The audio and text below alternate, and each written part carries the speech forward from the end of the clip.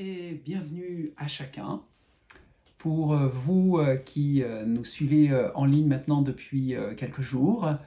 Donc, bienvenue pour cette 4e pensée inspirante du jour. Nous avons vu ensemble l'importance de la veille et de la prière, de la puissance cachée qu'il y a dans la veille et la prière, avec bien sûr l'exemple de notre divin maître Jésus. Et aujourd'hui, nous allons nous pencher sur le meilleur modèle de prière, celui que notre Seigneur Jésus nous a donné. Le but est simplement de nous aider à comprendre à quoi la prière devrait ressembler comme modèle et dans la pratique. Quand Jésus nous enseigne à prier avec le modèle du Notre Père, que l'on retrouve dans l'évangile de Matthieu et de Luc, Matthieu chapitre 6, versets 9 à 13, et Luc chapitre 11, versets 2 à 4, il ne commence pas, voyez-vous, en nous enseignant la manière de demander. Il nous enseigne plutôt ce que nous devons demander.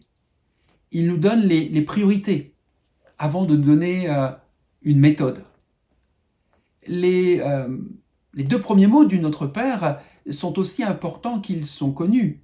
Notre Père.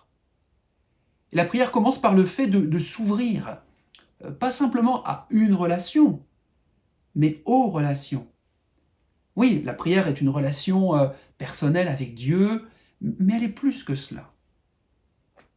Oui, prier seul peut sembler être un bon garde-fou contre la tentation d'impressionner les autres avec nos prières, comme d'ailleurs le dit Matthieu dans le verset 5 de ce chapitre 6, où certains aimaient prier devant les autres, dans les rues, pour essayer d'impressionner.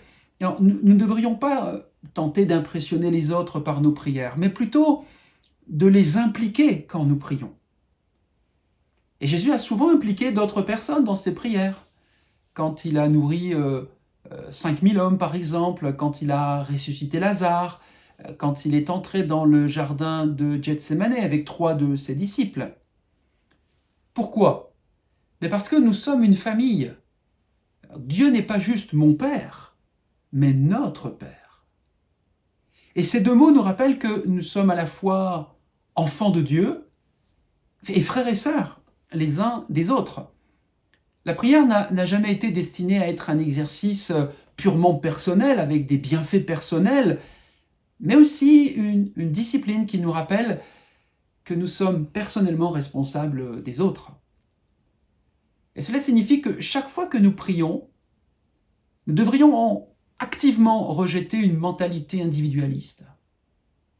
Nous ne sommes pas simplement des individus en relation avec Dieu, nous faisons partie d'une communauté de personnes qui ont toutes le même accès à Dieu.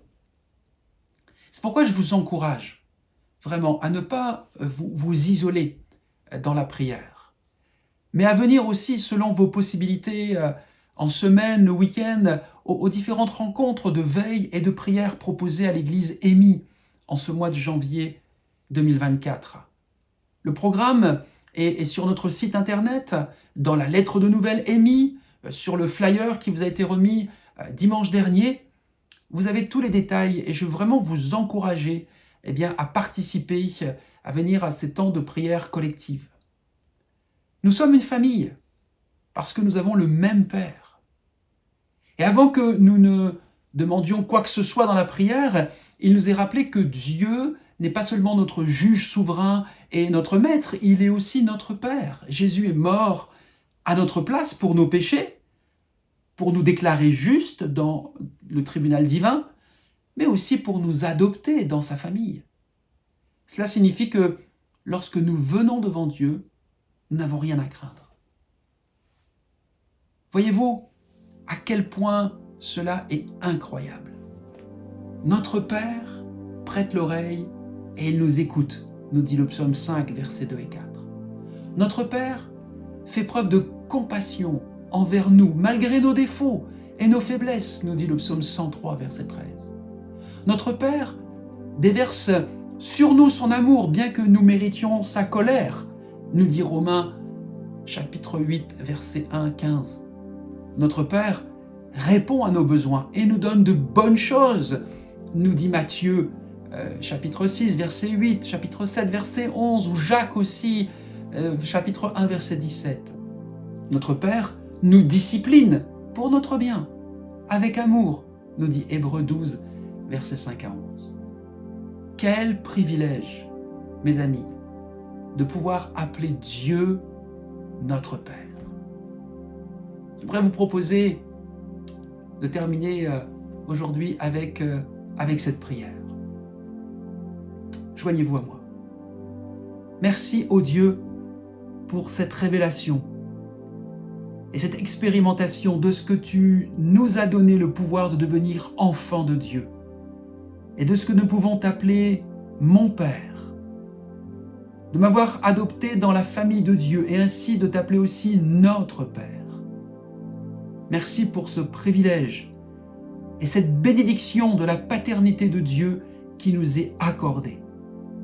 Au nom de Jésus, Amen. Je vous souhaite de vivre une très belle journée avec votre Père et je vous dis à demain.